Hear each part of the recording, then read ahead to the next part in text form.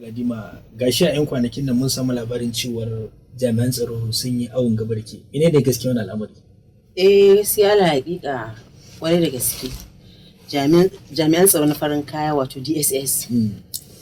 Sun zo ina cikin gidana, a cikin ɗaki na ina kwanci wanda ina cikin wani yanayi ma na rashin kaya a jikina. Kawai ina kwanci a cikin ɗaki na ba ma a falo ba a can cikin ɗaki kawai sai na ji kawai sai hankali na ya tashi da kan da zan yi. Sai na ga mutane ɗauke da manyan bindigu da wasu kuma a farin kaya.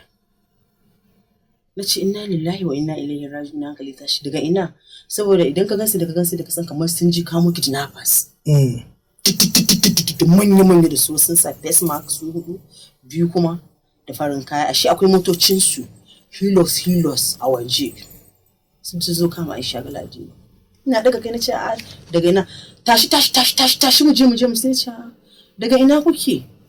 Idan muka je office za mu ji ko daga ina, na ce ni ba zan je ba saboda ni ba wani alama da ku nuna min takarda ana nema na ko kuma ku gayyace ni. Ki tashi ki zo mu je, in muka je zaki ji.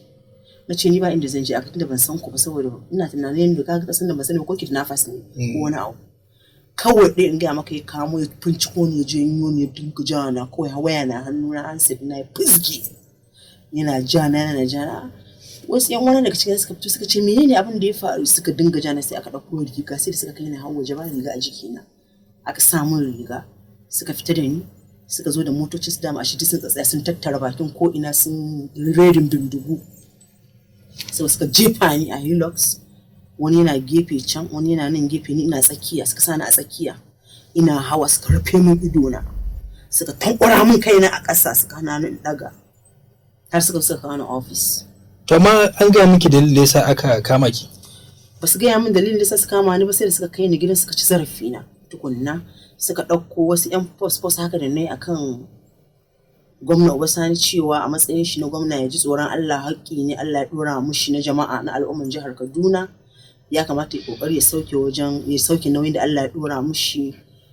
Aikin shi na farko da zai shine tsare rayukan mutane da dukiyoyinsu a lokacin da aka ci kidnapping din yara 'yan makaranta. So shine maganganun da nayi. To suka ɗauko su cewa wai su ne suke zargina akan su.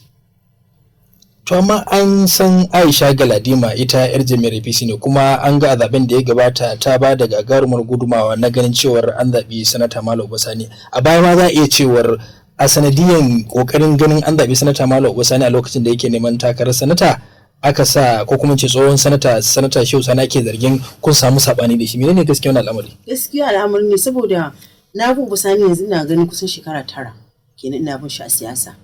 Sannan lokacin da muka zo yana neman kujerar Shehu Sani, muka dinga adawa irin ta siyasa, muka rika yin abubuwa wanda muna son Shehu Uba Sani ya zama sanata.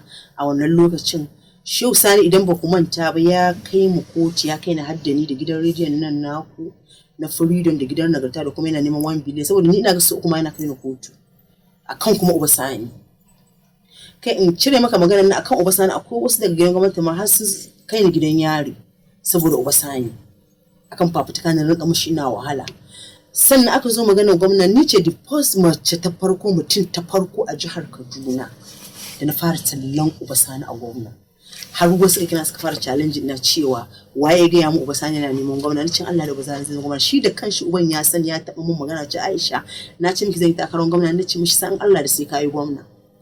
So haka nan daga baya ya zo ya rika sawa ina bashi goyen ba, ina kuma to daga ƙarshe siyasa fa a duniya ake yin ta malam Babangida, ba sai na je lahira ba zan yi ta.